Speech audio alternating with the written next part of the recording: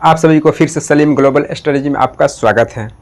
मेरे भाइयों मेरे दोस्तों, आप सभी को बता दें कि क्लास 9th के प्रश्नावली 1.2 NCERT, ठीक है मेरे भाई। तो आपको बता दें कि ये क्लास 9th के प्रश्नावली 1.3 है, जिसमें आपको इससे पहले प्रश्नावली 1.1 बना के हमने वीडियो अपलोड कर दिया है, ताकि आप लोगों को कोई परेशानी कोई दिक्कत ना हो। ठीक है मेरे भाई। तो आपको बता दें कि ये क्या कर रहा है मेरे भाई कि नीचे दिए गए कथन सत्य है या असत्य है, कारण के साथ अपने उत्तर दीजिए। इसका कहने का मतलब है मेरे भाई कि क्वेश्चन नंबर 1 प्रश्नावली 1.2 में क्वेश्चन नंबर 1 कह रहा है कि नीचे दिए गए, ये 3 क्वेश्चन है, इसमें कह रहा है कि इसमें जो भी दिया हुआ है इसमें कारण सहित क्या करना है, आपको इसको बताना है कि सत्य है या असत्य है। ठीक है मेरे भाई।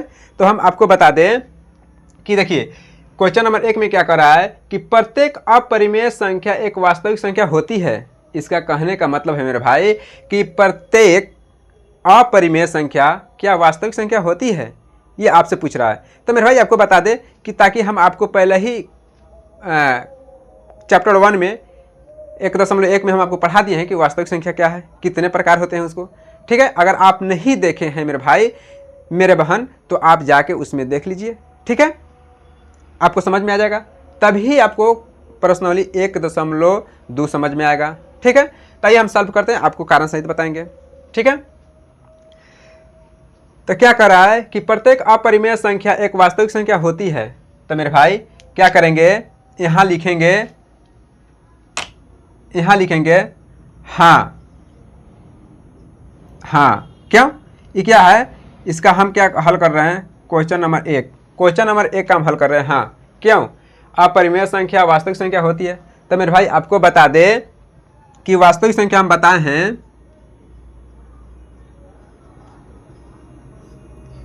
वास्तविक संख्या मेरे भाई कितने प्रकार के होते हैं, वास्तविक संख्या कितने प्रकार के होते हैं, वास्तविक संख्या 2 प्रकार के होते हैं। जैसे कि वास्तविक संख्या में ही मेरे भाई यहाँ बताए थे पहले ही, लेकिन फिर भी एक बार और बता दे रहे हैं मेरे भाई मेरे दोस्त कि वास्तविक संख्या 2 प्रकार के होते हैं। एक में क्या होता है, परिमेय संख्या। क्या होता है, वास्तविक संख्या 2 प्रकार के होते हैं, एक काल्पनिक संख्या, समझ में आया मेरे भाई, और एक परिमेय संख्या। ठीक है, तो हम आपको बता दें कि इसमें क्या होता है, परिमेय संख्या भी आता है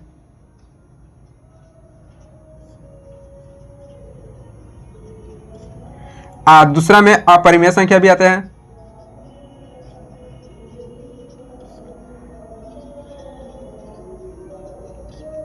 अपरिमेय संख्या आता है, और इसमें क्या होता है, काल्पनिक संख्या आता है।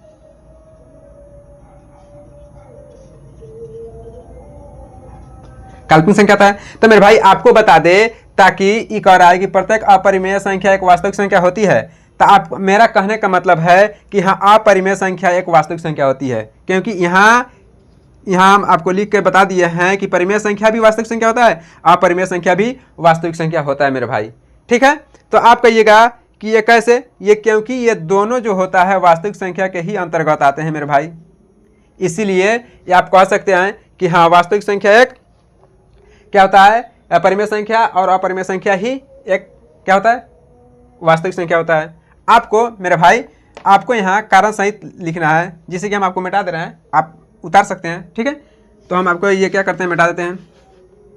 तो यहाँ लिखना है हाँ, यहाँ सत्य लिखना है, उत्तर में क्या लिखेंगे, एक के सत्य है। आप कहेंगे इसका कारण बताइए, तो हम कारण बताते हैं। यहाँ लिखेंगे कारण यहाँ लिखेंगे, क्या लिखेंगे मेरे भाई कि वास्तविक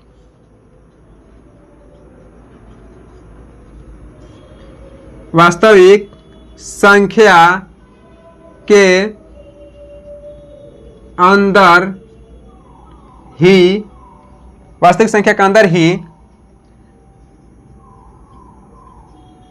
परिमेय और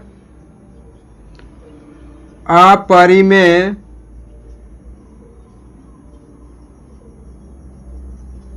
संख्या आती है। मेरा कहने का मतलब है मेरे भाई कि वास्तविक संख्या के अंदर ही परिमेय संख्या और अपरिमेय संख्या आती है। ठीक है, तो ये क्या हो जाएगा, ये सत्य होगा। हम आपको यहाँ बता दिए मेरे भाई जगह कम होने के कारण, ताकि यह क्या होता है, हाँ ये कहेंगे कि हाँ सत्य है, क्योंकि कारण ये लिख दिए वास्तविक संख्या ही के अंदर ही परिमेय संख्या आती है। ठीक है मेरे भाई, आपको दिक्कत कोई, अगर कोई दिक्कत हो रही है मेरे भाई तो आप इसमें कमेंट करके बताएं। ठीक है,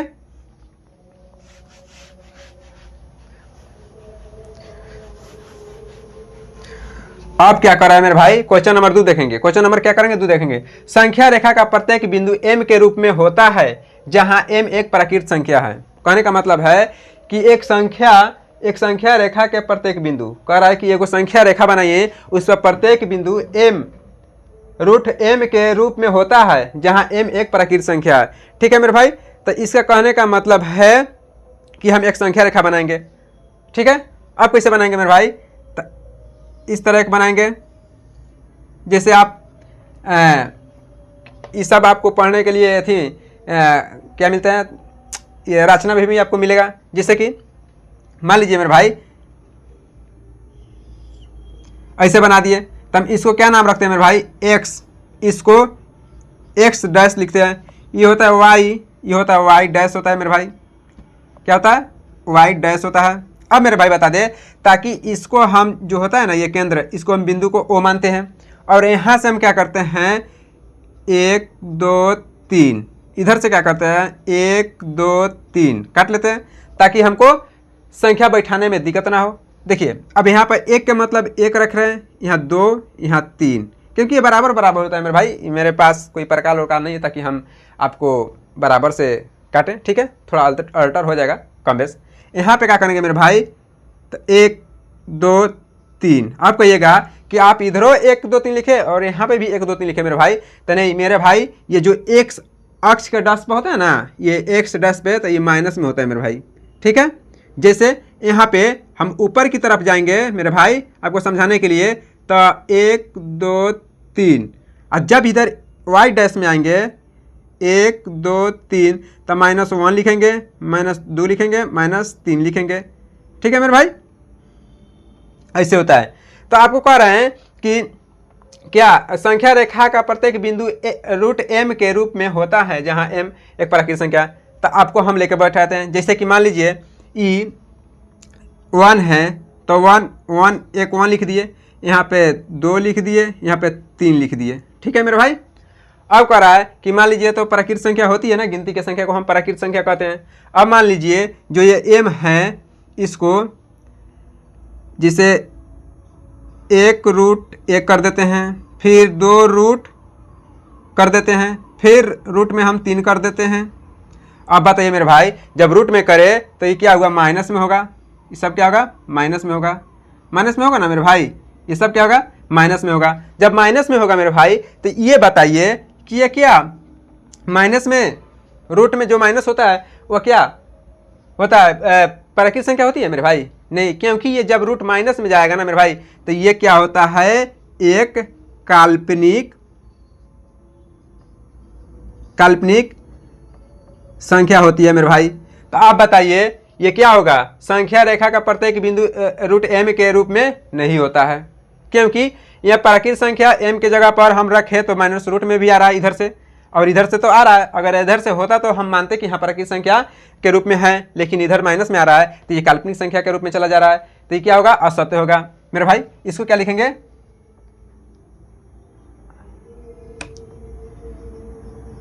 असत्य है। अब इसको हम कारण बताएंगे, इसको हम कारण बताएंगे, क्योंकि कारण सहित क्या लिखेंगे मेरे भाई, इसको मिटाते हैं,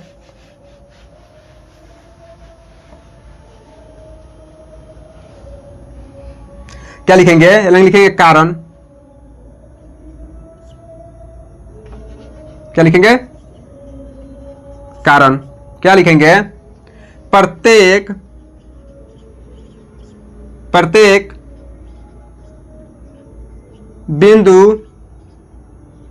बिंदु रेखा वर्ग m के रूप का नहीं होती है। ठीक है मेरे भाई, यही कारण लिखेंगे। अब इसको मिटाते हैं, आपको समझ में आ गया होगा मेरे भाई, आप अपने कॉपी पे उतार लिए होंगे। ठीक है, अब क्या बता रहे हैं मेरे भाई, आपको बता रहे हैं क्वेश्चन नंबर 3 क्या कर रहा है कि प्रत्येक वास्तविक संख्या एक अपरिमेय संख्या होती है। प्रत्येक वास्तविक संख्या एक अपरिमेय संख्या होती है। तब मेरे भाई हम आपको बता दें कि वास्तविक संख्या क्या लिखेंगे,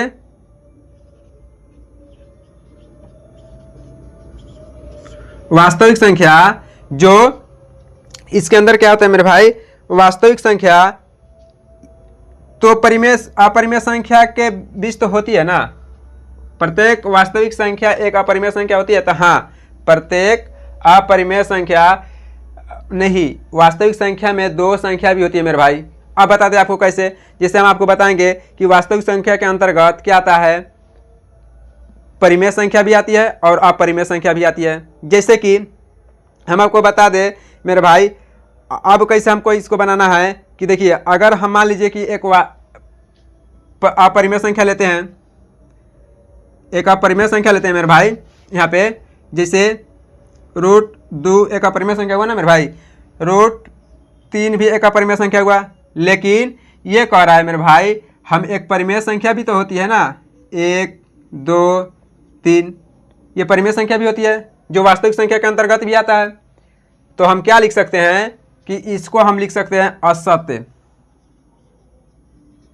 क्वेश्चन नंबर 3 क्या है, असत्य है, क्योंकि इसके अंतर्गत परिमेय संख्या और अपरिमेय संख्या दोनों आ रहा है।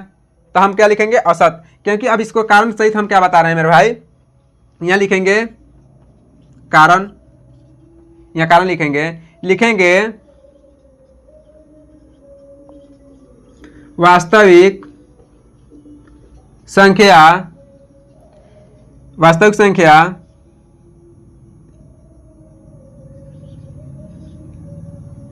के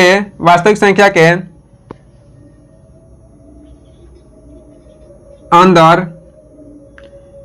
वास्तविक संख्या के अंदर परिमेय और अपरिमेय संख्या दोनों होती है। इसीलिए यह प्रत्येक वास्तविक संख्या का परिमेय संख्या नहीं हो सकता है मेरे भाई।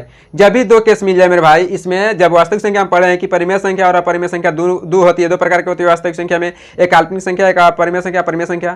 ठीक है, नंबर 2 क्या कर रहा है कि क्या सभी धनात्मक पूर्णांक के वर्गमूल अपरिमेय संख्या होते हैं? यदि नहीं तो एक ऐसी संख्या का वर्गमूल का उदाहरण दीजिए जो एक परिमेय संख्या है। इसका कहने का मतलब है मेरे भाई, हम यहाँ तक देखेंगे, यहाँ तक पहले देखेंगे। क्या कह रहा है कि सभी धनात्मक पूर्णांक को के वर्गमूल अपरिमेय संख्या होते हैं। तब पहले हम यहाँ तक देखेंगे मेरे भाई, उसके बाद यहाँ से हम फिर दोबारा पढ़ेंगे। ठीक है, तो देखिए मेरे भाई, आपको हम बता दें कि यहाँ लिखेंगे क्या, धनात्मक पूर्णांक भी 2 होता है, 3 भी होता है ना मेरे भाई, 1 भी होता है। ठीक है, तो ये बताइए मेरे भाई, जब ये 1 होता है तो हम 1 के वर्गमूल, 1 2 का वर्गमूल, मान लीजिए 1 का वर्गमूल तो 1 निकलता है, लेकिन 2 का वर्गमूल, 3 का वर्गमूल निकलता है मेरे भाई?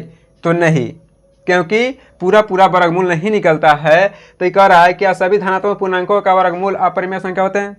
तो हम कह सकते हैं हाँ, क्योंकि ये जो है ना √2 अपरिमेय संख्या है और √3 भी अपरिमेय संख्या है, लेकिन रूट क्या है, 1 का √1 होता है ना मेरे भाई।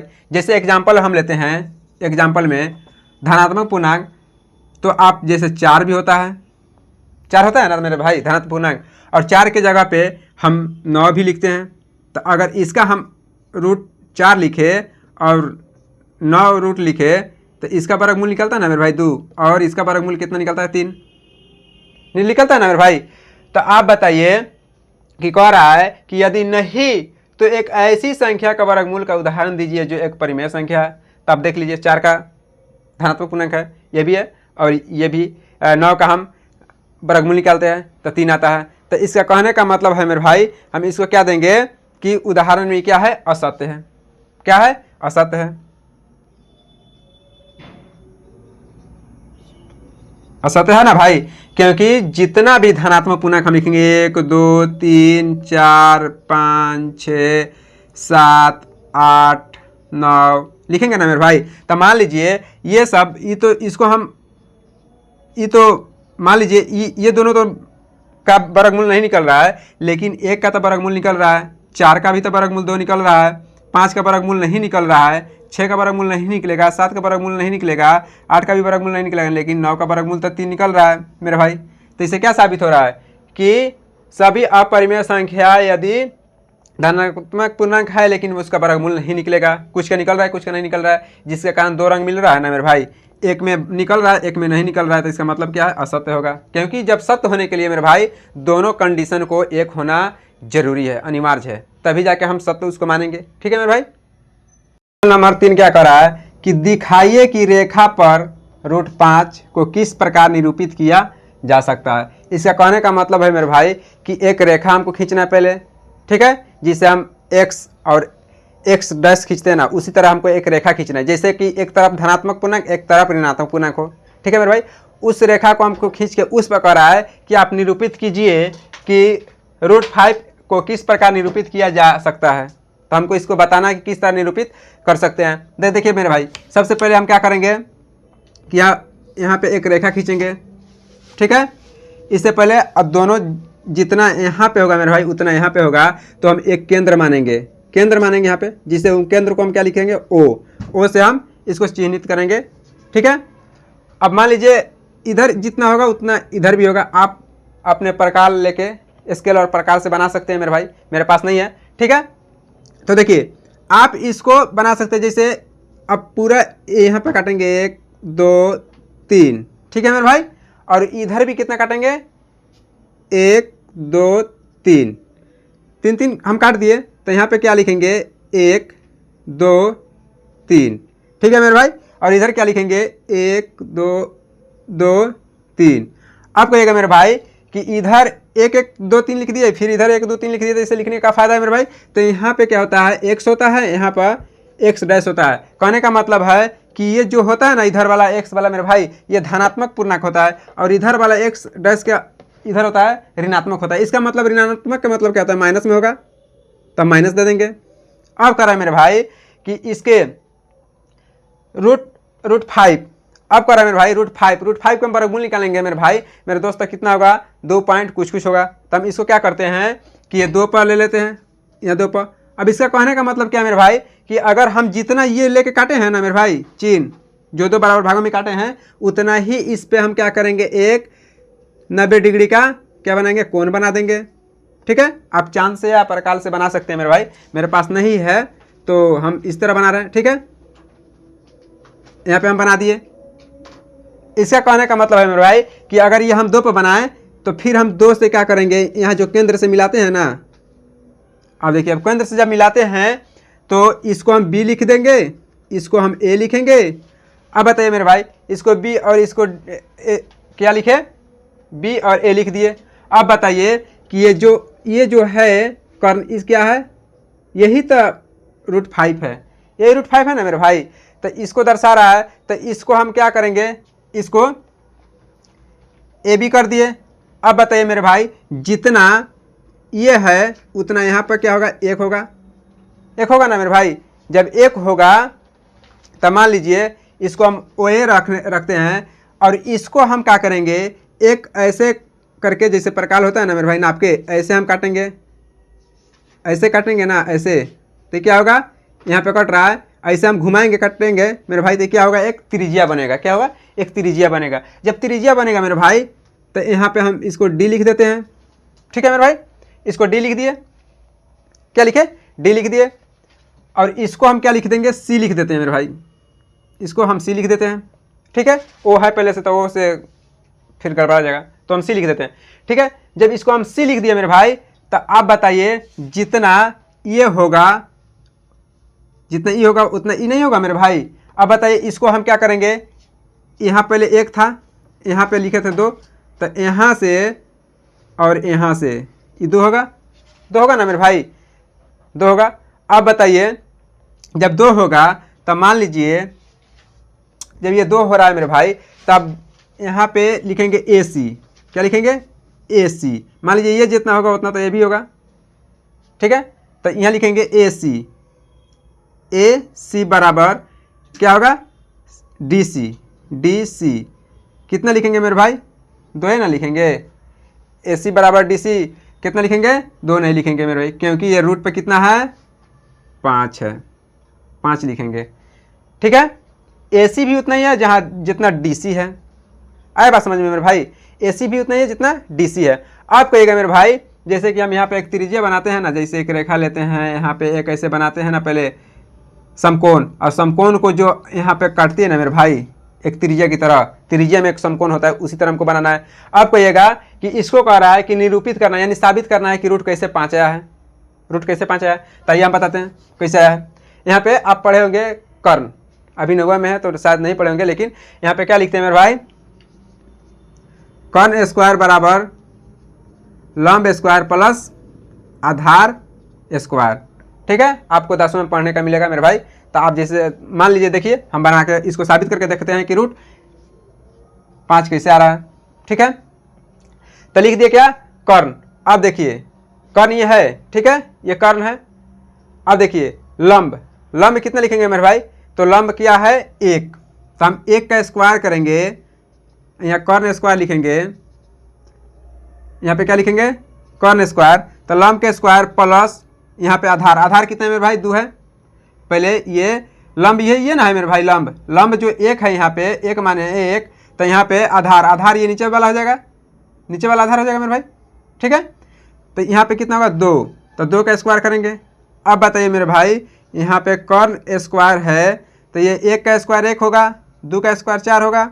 जब 2 का स्क्वायर 4 होगा मेरे भाई, तो यहाँ लिखेंगे कर्ण बराबर, कर्ण बराबर इस सब को जोड़ेंगे तो कितना होगा, 5 होगा, 5 होगा। अब देखिए तो कर्ण बराबर लिखेंगे, जब यहाँ स्क्वायर है तो स्क्वायर जब भागेगा मेरे भाई इसके तरफ तो ये रूट होगा, यही ना होता है मेरे भाई। तो आपको हम साबित करके दिखा दिए मेरे भाई कि ये जितना रूट इसमें है उतना रूट यहाँ पे भी है, निरूपित करने के लिए कहा था मेरे भाई। तो यही मेरा क्या हुआ, आंसर हुआ, ठीक है मेरे भाई। अगर ये वीडियो आपको अच्छा